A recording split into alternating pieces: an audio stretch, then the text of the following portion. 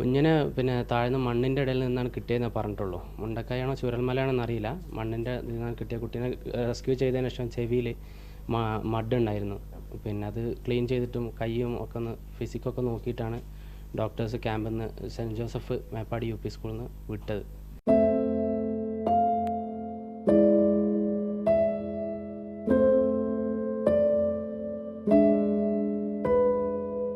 മാതാപിതാക്കളുടെ വേർപാട് ഈ 5 വയസ്സുകാരിക്ക് തിരിച്ചറിയാനുള്ള ഒരു പ്രായമായിട്ടില്ല. ബന്ധുക്കളുടെ പരിലാളനയിലാണ് ഈ കുട്ടി ഇപ്പോൾ.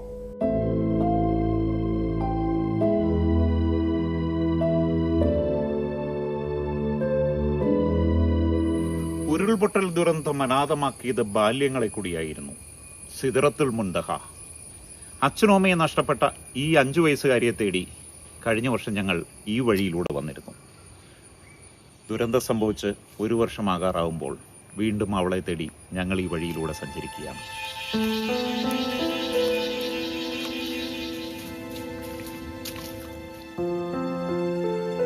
എത്രയില പഠിക്കുന്നേ?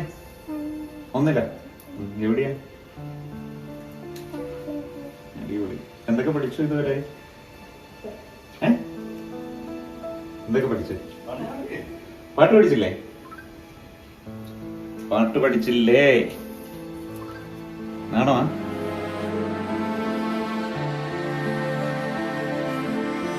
ഒരു വർഷം കഴിയുകയാണ്, ആകുകയാണ്. ജൂലൈ 31. മോളെ സംബന്ധിച്ചിടത്തോളം ഞങ്ങളുടെ അടുത്താണ് ഇപ്പോൾ മോളുള്ളത്. വളരെ നല്ല രീതിയിൽ നമ്മൾ കൊണ്ടു നടക്കുന്നുണ്ട്.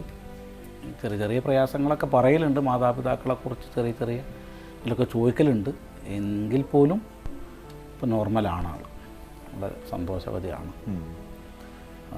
സ്കൂളിലൊക്കെ പോകുന്നുണ്ട്? സ്കൂളിൽ പോകുന്നുണ്ട്. മേപ്പാടി WM ഇംഗ്ലീഷ് മീഡിയം സ്കൂളിൽ 1ാം ക്ലാസ്സിൽ ഇപ്പം ചേർത്തിട്ടുണ്ട്. പിന്നെ കളിയുണ്ട്. ഇപ്പോൾ കുഴപ്പമില്ല, നന്നായി പോകുന്നുണ്ട്. ഒട്ടും പ്രതീക്ഷിക്കാത്തൊരു സ്ഥിതിയായി പോയല്ലോ. അതെ, തീരെ പ്രതീക്ഷിക്കാത്ത അന്ന് നടക്കുന്നതിൻ്റെ ജൂലൈ 30 രാത്രി ഞങ്ങളവരായിട്ടൊക്കെ വിളിച്ച് സംസാരിച്ചതായിരുന്നു. അപ്പോൾ ശക്തമായിട്ടുള്ള മഴ ഉണ്ടാകുന്ന സമയങ്ങളിൽ അവർ ഫാമിലി അടക്കം ഒന്നായിട്ട് ഇവിടെ തന്നെയാണ് താമസം. 2 മാസത്തോളമൊക്കെ ഇവിടെ നിന്ന് താമസിച്ച് പോയി. അപ്പം അന്ന് അവർ നിന്ന സ്ഥലത്ത് നിന്ന് പുഞ്ചിരിമട്ടത്ത് നിന്ന് താഴത്തേക്ക് മാറിയതാണ്. അവർ ക്വാർട്ടേഴ്സ് ഉണ്ടായിരുന്നു മരുമകൻ്റെ ഇതിൽ. അപ്പം അങ്ങോട്ട് എല്ലാവരും കൂടെ മാറിയതാണ്. അവർക്കാണ് ഇപ്പോൾ സംഭവിച്ചിട്ടുള്ളത്. ഞാൻ 10 സെൻറ്റ് ഭൂമി മോളുടെ പേരിലേക്ക് ചേഞ്ചാക്കി ഇഷ്ടദാനമായിട്ട് എഴുതിയിട്ട് അതിൽ ഒരു വീട് അവർ വെച്ചിരുന്നുണ്ട്. ഒരു 90% തീർന്നിട്ടുള്ള വർക്ക്. അപ്പോൾ ഈ 31-ാം തീയതിൻ്റെ ഉള്ളിൽ കയറി കൂടാനുള്ള സംവിധാനമാണ്.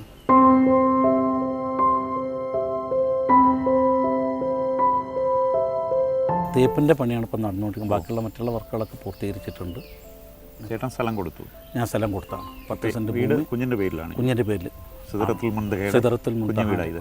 കുഞ്ഞു വീടാണ്. ഇനി നിങ്ങളുടെ സംരക്ഷണയിലായിരിക്കും? അതെ അതെ, തീർച്ചയായിട്ടും. സ്വന്തം വീടും? അതെ. ഈ കരുതലിനെ എങ്ങനെ വാക്കുകൾ നമുക്ക് പറയാൻ പറ്റില്ല. എന്താ ഇപ്പോൾ പറയാന്നുള്ളത് അറിഞ്ഞൂടാ. പക്ഷെ ഇതൊക്കെ അതിൻ്റെ ഒരു ഭാഗമായിട്ട് വന്നു ചേർന്നിട്ടുണ്ട്. അതുപോലെ തന്നെ ഇപ്പോൾ സർക്കാരിൻ്റെ ഭാഗത്ത് നിന്ന് കിട്ടേണ്ട ആനുകൂല്യങ്ങളൊക്കെ 95% കിട്ടിയിട്ടുണ്ട്. ഈ വീട്ടിലിനി ഞാനും വൈഫും കുട്ടി.